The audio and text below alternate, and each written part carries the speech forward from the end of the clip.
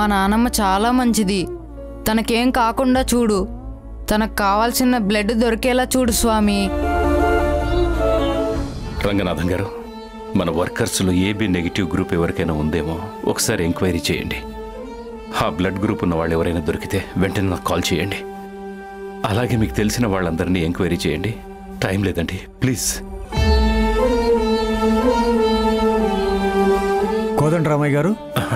Commissioner గారు, మా శ్రీవల్లి ఎలా ఉంది? తను ఇప్పుడు ఎక్కడుంది? శ్రీవల్లి గురించి మీరు కంగారు పడకండి. తను పోలీస్ స్టేషన్లో ఉన్న ఏ లోటు రాకుండా చూసుకోమని అన్ని ఏర్పాట్లు చేసే వస్తున్నాను. చట్టం దృష్టిలో తను నేరం చేసిన సమాజం దృష్టిలో మంచే చేసింది. త్రిదేవ్ లాంటి క్రిమినల్స్ని చంపినందుకు శ్రీవల్లి నేను అభినందిస్తున్నాను. కమిషనర్ గారు. అవును సార్, శ్రీవల్లి గురించి మీకు పూర్తిగా తెలియదు. అలాంటి కూతుర్ని కన్నా మీరు ఎంతో అదృష్టవంతులు. ఒక విధంగా చెప్పాలంటే తను మీకు కూతురు కాదు, కొడుకు లాంటిది. పెళ్ళైన దగ్గర నుండి ఈ రోజు వరకు ఎన్నో విషయాలు మీకు తెలిస్తే మీరు బాధపడతారని మీకు చెప్పకుండా దాచిపెట్టి ఆ బాధలన్నీ తనే భరించింది. ఆ రోజు శ్రీవల్లిని కిడ్నాప్ చేసిన వాళ్లలో ముఖ్య నిందితుడు మీ అల్లుడే.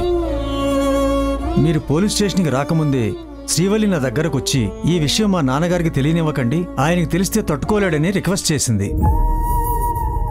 మా నాన్న త్రిదేవుని అల్లుడుగా కాకుండా ఒక కొడుకులా భావిస్తున్నాడు.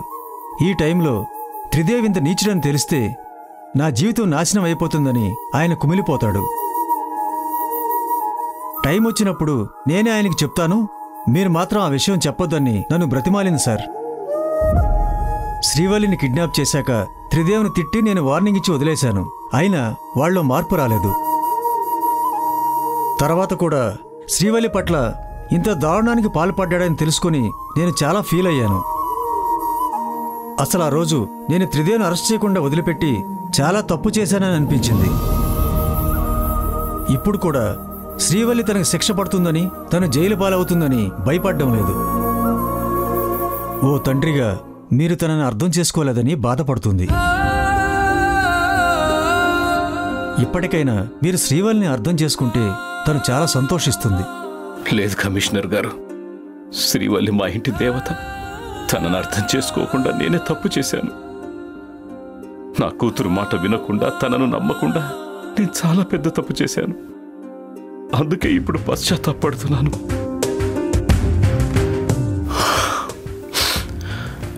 ముందు నేను నా కూతుర్ని కాపాడుకోవాలి. తనకి శిక్ష పడినివ్వను, ఎలాగైనా కాపాడుకుంటాను. అయినా తను చేసింది మంచి పనని మీరే అంటున్నారుగా. ఒక ఆడపిల్ల తనను తాను రక్షించుకునే ప్రయత్నంలో ఆ రాక్షసుని చంపేసింది. అది మర్డర్ కాదు కమిషనర్ గారు, సెల్ఫ్ డిఫెన్స్. ఎన్ని కోట్లు ఖర్చైనా పర్వాలేదు, నా ఆస్తి మొత్తం పోయినా సరే నా కూతుర్ని నేను కాపాడుకుంటాను. ముందు నేను అర్జెంటుగా నా కూతుర్ని చూడాలి. తనను అర్థం చేసుకోనందుకు మనస్ఫూర్తిగా క్షమాపణ కోరుకుంటాను. మీరు ఎప్పుడు శ్రీవల్లిని చూడాలనుకుంటే అప్పుడు వెళ్ళి చూడొచ్చు. నేను ఆల్రెడీ స్టేషన్కి ఇన్ఫార్మ్ చేశాను. Thank you so much. ఇంకో విషయం కమిషనర్ గారు. చెప్పండి. లడ్డు హత్య చేశాడని సాక్ష్యం చెప్పింది నేనే, కానీ త్రిదేవి హత్య చేశాడని ఫోన్లో సాక్ష్యం చెబుతోంది. వాడంతటా వాడే స్వయంగా హత్య చేశాడని ఒప్పుకున్నాడు. నా పొరపాటు వల్ల ఒక అమాయకుడు జైల్లో శిక్ష అనుభవిస్తున్నాడు. దయచేసి ఈ సాక్ష్యంతో లడ్డూని నిర్దోషాన్ని నిరూపించండి. తనను ఎలాగైనా బయటకు వచ్చేలా చేయండి ప్లీజ్ సార్. ఈ విషయం నాకు వదిలేండి. లడ్డూకి న్యాయం జరిగేలా నేను చూస్తాను. Thank you sir. ఇక నేను వెళ్తాను.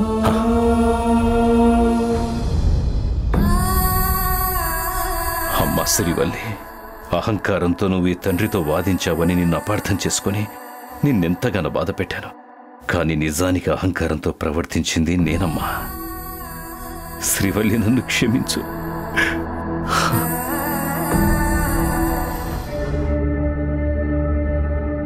మార్చురీ ఎక్కడండి? ఇలా స్ట్రైట్ వెళ్ళి రైట్ తిరగండి.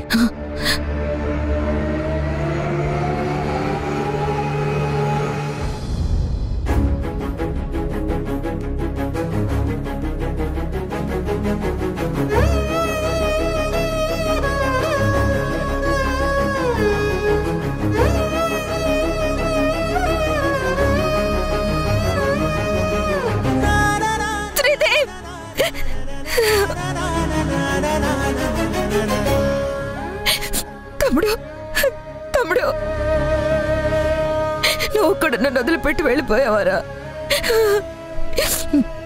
నీ చావు కారణం నేనేరా, నేనే. అనవసరంగా నీ చేత శ్రీవల్లి మెడలో తాళి కట్టించాను. నేను అలా చెయ్యకపోయి ఉంటే ఈ పాటికి నువ్వు అమెరికాలో హాయిగా బ్రతికుండేవాడివి. మీ బావ పోయిన తర్వాత కనీసం నువ్వైనా అండగా ఉన్నావు అనుకున్నాను.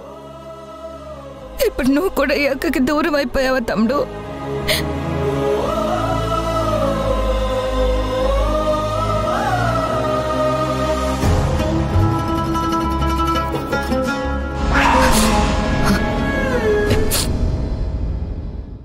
నిన్ను చంపిన శ్రీవల్లిని నేను వదలను.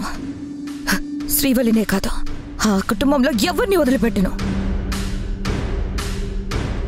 ఆ కుటుంబంలోని వాళ్ళు మన మీద ఎందుకు కక్ష కట్టారో తెలియట్లేదు. మొదట నా కేశవుని నాకు దూరం చేశారు. కనీసం నువ్వన్నా నాకు తోడుగా ఉంటావు అనుకుంటే ఇప్పుడు నిన్ను కూడా నాకు దూరం చేసేశారు. నా భర్తని తమ్ముడిని ఇద్దరిని పొట్టిన పెట్టుకున్నారు వాళ్ళు. వాళ్ళు ఇంకా ఏం చేయాలనుకుంటున్నారు? నన్ను కూడా చంపేద్దాం అనుకుంటున్నారా? ఆ అవకాశం నేను వాళ్ళకి ఇవ్వను. నేనే ఆ కుటుంబంలోనే వాళ్ళందరినీ చంపేస్తాను.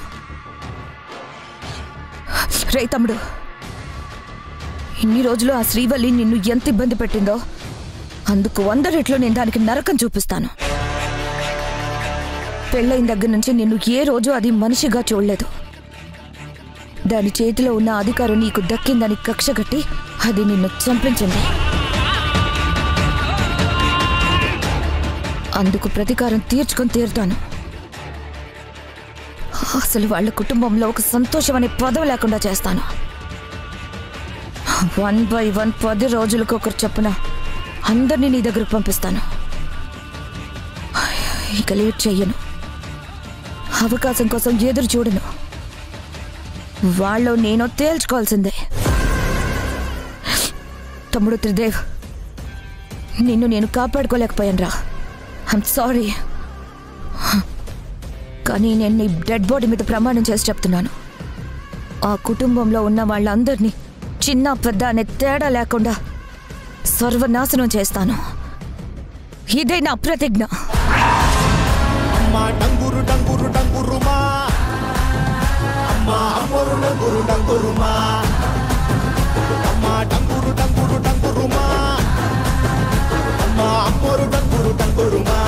రంగులని కలిసినట్టే ఉంటాయి రాయకుడు. ఎవడి రంగు ఏమిటంటే ఎవడు చెప్పగలడు.